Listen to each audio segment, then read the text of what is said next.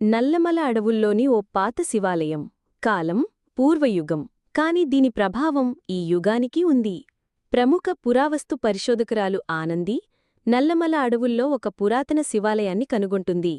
అక్కడి గోడలమీద ఒక పురాణ ప్రేమకథ చెక్కబడి ఉంటుంది. ఆ కథ ఆమెను మాయలోకి లాగుతుంది. చంద్రవంక అనే యక్షిణి శివభక్తి కోసం భూమికి వచ్చింది. అక్కడ వీరనారాయణుడు అనే ఓ గిరిజన యువకుడిని కలుస్తుంది. వీరిద్దరి మధ్య మాయమైన ప్రేమ పెరుగుతుంది. కాని యక్షినిగా ఆమె మానవునితో ప్రేమించడమే శాపంగా మారుతుంది. భగవంతుడు ఆమెకు ఒక నియమం పెట్టాడు. పూర్ణచంద్రుడు రాత్రి నీవు తన ప్రేమను అంగీకరిస్తే మానవ జన్మ పొందగలవు, లేదంటే శాపగ్రస్తురాలై శిలగా మారిపోతావు. అయితే ఆ రాత్రి ఓ రాక్షసుడు శివాలయంపై దాడిచేస్తాడు. వీరనారాయణుడు ఆమెను కాపాడుతూ మరణిస్తాడు. చంద్రవంక శిలగా మారిపోయింది. అదే శిల ఆమెను ఇప్పుడు ఆనందికి చూపుతుంది. వర్తమానకాలం.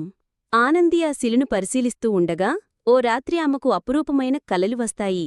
ఆ కలల్లో ఆమెకు ఒక యువకుడు కనిపిస్తాడు. అతడు వీరనారాయణుడే.